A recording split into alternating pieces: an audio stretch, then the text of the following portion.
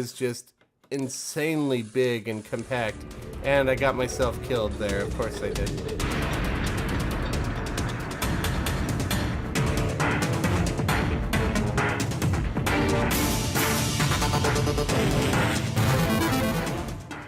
Greetings Terrarians, Khaios here. Welcome back to Harbinger. I'm going to pick up right where we left off, which is in the holodeck. We had just met Chippy.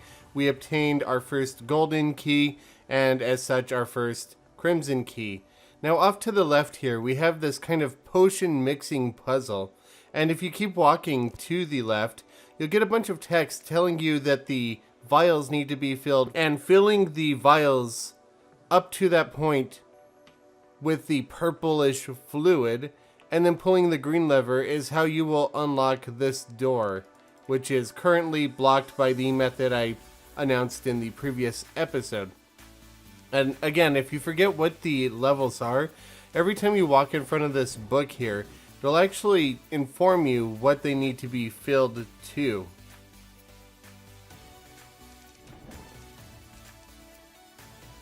Now, sometimes you get this little graphical glitch here where it kind of looks like it's filled all the way, but it's not. This is just a visual error. The water level is actually down here. You can see the topmost sensor has not been triggered, and only these three have been.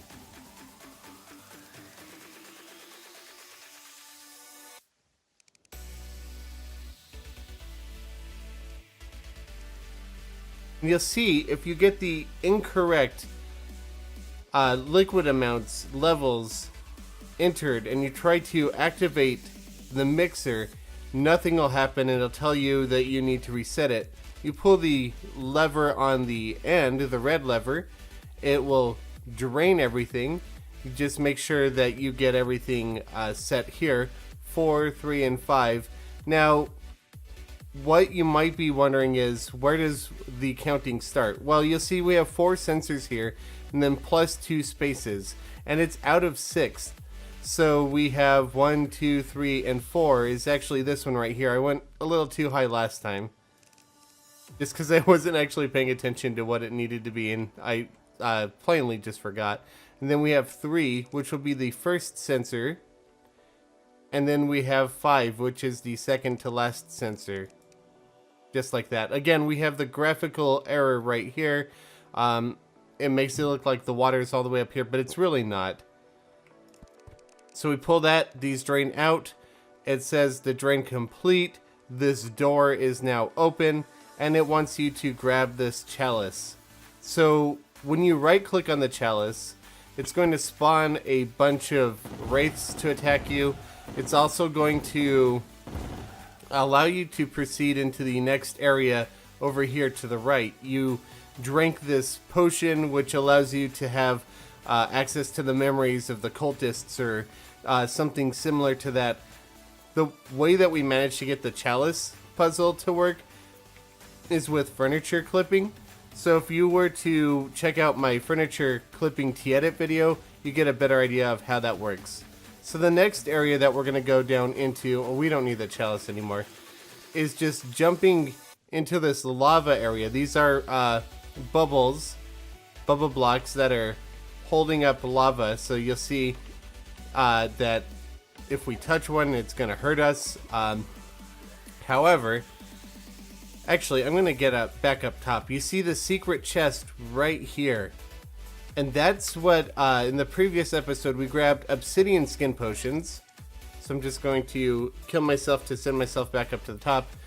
And I'm going to drink a potion and actually just go straight for that chest. Now, there apparently are other ways to get to it, because I've watched another YouTuber play through the map, and he managed to get it without ever finding the obsidian skin potions. And if you do that, good on you, but this was the way I intended it to be. And you have a cobalt shield in here, which is pretty nice. No more knockback from enemies and a little bit extra survivability. Now we need to work our way through here. If you don't have the obsidian skin potion, you got to be very careful about how you jump. But we're gonna just kind of hover our way over to here. I didn't quite make it, so I'm gonna have to fly back up from here. I would have died there without the obsidian skin potion. But now that we're here, we have access to this. And we can grab our second crimson key. Now, this chest is just like the other ones, where if you were to open it, a bunch of wraiths spawn to attack you. And there's a little hidden skull and crossbones in here, just because why not? Step through there, you get teleported to the entrance, and now we're going to open up this door. Since we drank the potion, as soon as you walk in front of the book, this door will open after you recite a little bit of text referencing Ymir, and thank you to him for giving some advice to me on starting my YouTube channel. Really, everybody that's helped me out through this journey, I really, really appreciate you all. So we have a little bit of a gauntlet here, and these wraiths are going to spawn constantly. With our current weapon and armor loadout, not that big of a deal, but if you were missing secret areas, this could be quite hard. But what we need to do is parkour with the rocket boots across these lava pools while surviving wraith attacks, which happen every, I think, maybe 10 to 15 seconds. Something like that. And then we have this big hallway full of cobwebs. Just shoot your way through so they don't slow you down. And it's no big deal. Once you've gotten through the end, the wraith will stop spawning, so you don't need to worry about them anymore. We grab our first temple key from that chest, and there's a little shortcut out. And in fact, if you got all the way over here without getting your crimson key, you could still leave through the shortcut, get your crimson key, come back and just enter through the shortcut. You don't need to do the parkour twice. And here we have a little spider, or I mean a snake scrolling platform puzzle, similar to something that I've done in Super Terraria World, if you've seen that. This is quite a bit larger, but same sort of concept. And basically what you do is you just follow the platform. It's obviously inspired by things like Super Mario World, where you had something similar to this. Because of the way the actuated walls are, the actuated tiles are, you can't exactly tell where the snake is going to go. So the best approach is to just keep yourself kind of airborne right above the platform, so that way if it starts moving up, you're ready to catch a hold of it. If you guys wanted to take a look at the wiring, oh my god, I'm going to get myself killed. It's so hard to see. Take a look at the wiring in here. It's pretty nuts. It's not so complicated as much as it is just insanely big and compact. And I got myself killed there. Of course I did. Actually, maybe not. I still have some obsidian skin potion. So I'm just going to get through this puzzle again, because I wasn't paying full attention. And I'll meet up with you guys in a little bit. Okay, so now that you've gone through the snake puzzle, you just, again, clear the hallway full of cobwebs and grab your second temple key. Now, you might wonder, what happens if you were to just carry 2 temple keys with you from the Plantera fight? And that is entirely possible. When we open up these 2 doors here, you'll see that, oh no, I freaking let the... there's a bug in Terraria where if you have 2 temple keys and they're not stacked or more, and you click on the door, it freaking consumes every slot of temple key at the same time. So I'm gonna go grab a temple key and I will be right back.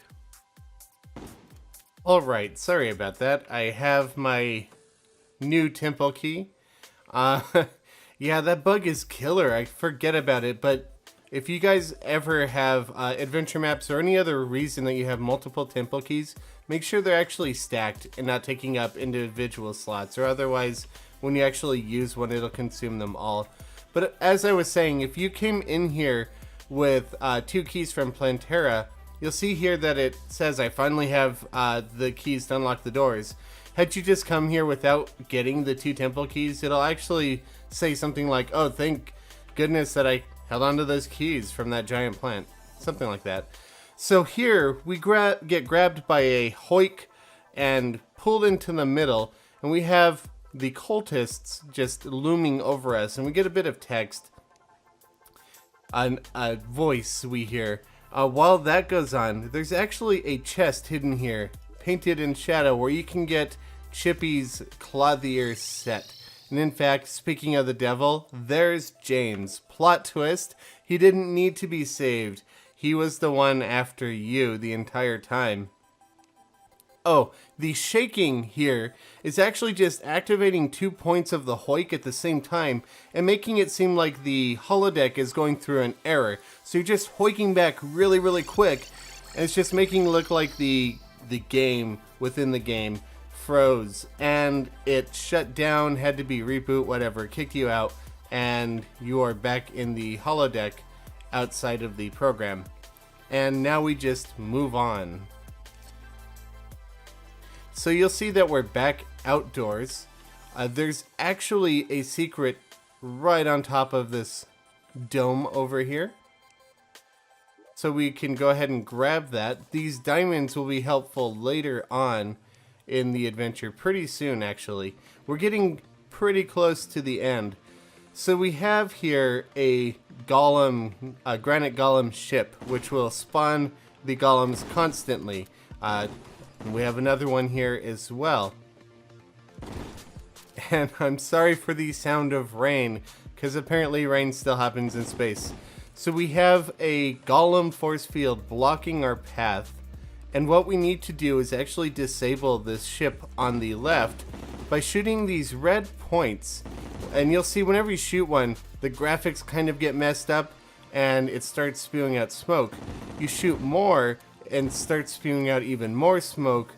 More blocks kind of get graphically messed up. And that happens with furniture why can't I speak today? That happens with furniture clipping, which is something that I go over in the video. Once you've hit all of the points, it's going to tell you to step away from the ship because it's about to blow up, and it does. Once the ship has blown up, the force field opens and you can progress onwards. However, if you were to do the same thing to the other ship, right over here, and the golems, they're actually ignoring me because it's daytime. Had it been nighttime, they would be attacking me directly. That's something that I wish would be different in Terraria, that statue spawned enemies would actually just attack you whether or not they're underground or whether or not it's daytime. But that's just a nitpick. I'll still use them. So we have another large diamond here and some more potions to help us out in the next area of the map. So I'm just going to make my way through here. So again, you destroy that ship on the right, and there's a chest in there. It's considered a secret area. And just loot that chest for some additional rewards. And now we have finally made it to the CIC, the command center of the lunar base. Right now, nothing is working. You see the display is off, and pulling these levers, it just says that the comma ray is broken. Don't forget to grab your medical supplies and just a few extra rockets in case you didn't have them. There's a little bit of lore here if you want. From here, you could choose to either go down or up. And I'm just going to go down first. And we have kind of a energy circuit puzzle where we need to get power from this generator over to this to kind of jumpstart this pylon and get it running. And you'll see whenever I pull a switch, it'll toggle. If you think of it like pipes and water, and this is just like a directional valve, fluid is going this way. In this case, electricity is going this way. And if we pull this, it changes to go this way. Now, if we pull this one, you saw how it did go up before. It doesn't do anything now because the electricity is not flowing through it, but we still changed the valve. So when we go back and change to it again, you'll see it no longer goes up, it instead goes off to the right.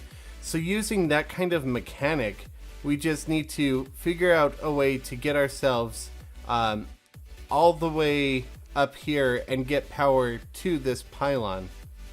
So we have power running into this area, which opens this force field above us, which obviously you just need to use the Kraken to hit, and then it opens that up. This lever will open up this as well. I just didn't want you to progress onward without hitting that first purple circuit. And this is just up here in case you happen to get yourself killed and you don't have a way of opening this force field back up. So from here, what we need to do is we need to get into this right force field. So if I open this up, you'll see it's going to the left here. And if I toggle this junction, it goes off to the right. And I need to toggle this junction because right now it's feeding into the abyss. It just hits here, dead ends, and nothing. But when I hit the junction, it'll now go up here to open this force field and hit this junction. So with that, I can now switch this back. I won't need this door anymore, and I can leave it on this one. And you'll see that down here, if I pull this lever or the switch, it goes across the top track right here into this. What I want to do is get it to feed into this one first. So I'll just pull that so I can get into this doorway, fly up here, and pull this so that next time I switch power to go through that junction, it goes to the other area up into here, opening this force field. And now I can just I could toggle this one. Right now I believe it's going to go this direction. Let me double check that. So I'll switch this to here, and then I'll switch this off to the side, and you'll see it runs up through here, and actually it's going up first. So I'm going to switch that around just like that, and I fly into here, and I'll hit this, and I'm just going to preemptively hit that one because I believe I need to do that. And now when I switch that, you'll see that it's running off to the side and into here, which opens this up, and I can pull this lever, which opens that force field. And as you might guess, I need to also pull the purple one to open the purple force field down here, and the orange one to open the force field up above, to get us to these two switches over here. In order to do that, I just need to switch this again to that position so that I can get in here. I could switch that again so it feeds into this instead of going into the force field. And right now, I believe it's going down towards the bottom, so I'm going to switch it towards the top. And then just feed power through that line again. Oh, that was backwards. Alright, so I'm just going to hit this switch one more time. And now I should be able to get down here and all the way up here and pull the purple one, which will open this up. Now I need to open up this force field, and as you saw, I just need to pull this switch here again. So that's as simple as it was before. Just pull that switch, head into the force field, pull that switch, and now the junction will send power into this force field through this line, and I can get right into here and pull the orange lever. I'm also going to pull this switch because right now when power comes through here, it's just going to dead end at the wall, and I need it to go up through the top here. So pull that switch, pull this lever, which opens that, and now I can get this sent back up to the top so I can get through that orange force field that we just opened up. So switch that again. Switch that again. And now you'll see we have a clear path all the way to this switch here. And if power had come through here, it's just going to run into the floor and dead end. So we just pull that switch, and now we have a nice loop of path. So you'll see if I actually switch power up here so I can get into this force field, and then pull this switch so it no longer feeds into that force field right here. When I switch back to the main power line, it'll actually loop a lot and come through all of these power lines. So we have this running up through here, it runs up here, down to here, kind of where we want it to get into the pylon, but it's not going that way because we need to pull that junction. But so instead of going into the pylon, it runs up here, across, down, we fed it back into here, and it has opened the yellow force field, which will allow us to just walk in here and pull that junction and feed it into the pylon, which closes the force field. No big deal, this switch will get us out, and it powers the generator for the communications array, and we are done with that area. Now, I think I'm going to leave the episode at a short one for now. We're about 20 minutes in or so. The map is getting really close to being complete, and you know what? I'm just going to do the next area. It's going to be about 5 minutes, and I think that'll be fine. So what we have here is a tower defense. These levers here will initiate a sort of these purple levers will initiate a sort of containment thing where it'll shoot a bunch of flames to kill any of these golems. The golems are trying to reach these red switches over here, and if they hit a red switch, one of these red lights turns off. That's kind of your health bar for the tower defense. And if all 4 health lights turn off, then you basically lose the encounter and you'll have to restart. The green bar in the middle is the time indicator. It takes 5 minutes for this encounter to run. Now you see I have diamonds and diamond slots here. If I put these in, the little red lights over these vents turn on, and what that means is golems can no longer spawn from those 2 vents, which is why those secret areas could be handy. You could also use the flame burst rod that you got from a secret area. It doesn't do so hot in killing the golems, but it is quite effective in knocking them back and slowing them down. So you can place those in some of the longer stretches, like right here would probably be pretty good. This green switch over here, what it'll do is turn on all of these force fields, and they are actually hoiked in one direction, so you could shoot through them, or you could walk through them, but you couldn't walk back the other way. And it kind of just contains the golems for a little bit to kind of help you get a hold on the situation, because they do spawn rather quickly.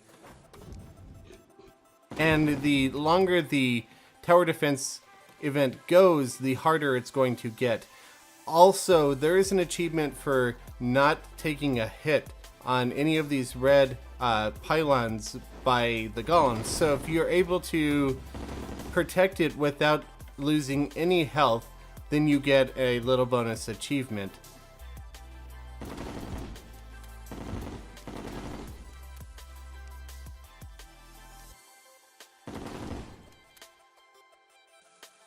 You can use this green one whenever it comes off of cooldown. So you'll see when I use it, it turns red. That means it's on cooldown. These will open up and it'll stay on cooldown for a little while longer until the light turns green, at which point you can start using it again. The purple lever, however, it only has 4 uses. You'll see I have 4 lights here. Every time I use the purple lever, it will initiate the containment suppressant and just burn everything in all the tunnels, but it will also consume one of the 4 charges. And personally, the last minute or 2 of this can be pretty hectic, so I find that saving those cooldowns for the very end is pretty important.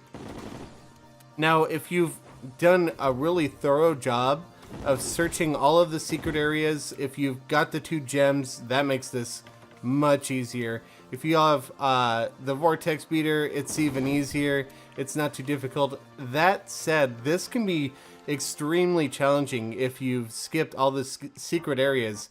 Just to challenge myself, just to know that it's possible, I have done this with the base gear and using nothing but a sniper rifle.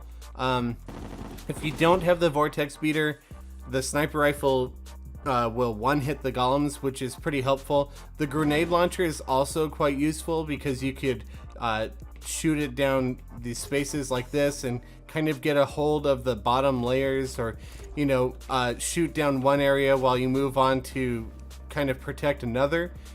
But you can easily get yourself killed with that, so it's gonna be much harder if you haven't hit all the secret areas. And that's kind of the purpose of the secret areas in Harbinger. I just wanted to make it to where if you were thorough with your investigation of the map and your exploration, that you would be rewarded justly, just for your hard effort, and just make things a little bit easier on you as you progress. So you'll see here, we're in the last 2 minutes, and the last minute now, actually. This might be 30 seconds. The last 30 seconds, and things are getting intense. They are spawning constantly. So I'm going to go ahead and use that. I'm going to let it cool down for a little bit, and then I'm going to use it again just to kind of kill those off. There's still a few left. I could polish them off. I'll just pull this one more time. Oh, he was blocking. Derp on me. But we have completed the encounter. Time just finished. I got the achievement, not a scratch. And that was a pretty good run. I don't know, I just really enjoy tower defense, and I wanted to find a way to put one into Terraria. I know the golems aren't the most difficult enemies, but they are the only ones that I feel that match the sci-fi theme that I could actually spawn. I can't spawn in any of the Martians or anything. So now you'll notice that we have power online, and the map is different. It's not static anymore. It actually shows the lunar base, a few ships around it. The lore entries are exactly the way they were. The med supplies are empty because it's actually just a clone of the same area just moved over. I assumed that you grabbed your medical supplies, so if you didn't, you're kind of out of luck. But now we could just pull that lever. You finally get in contact with somebody from the Earth Fleet and Admiral Locke. And if you don't want to go through this entire conversation, just pull the lever a couple times. It'll open up this door, and you can progress onwards. And that'll be enough for today. We're near the 30-minute mark, and there's not a whole lot left to the map, but I don't want to make this episode too long. There's a couple of endings. I'll show them both to you next time. But looks like the next episode will be the last episode of my Harbinger playthrough. Thank you all very much for sticking around and giving it a watch. Next week, we'll wrap the map up. For now, thank you all again for watching. I'll catch you all later.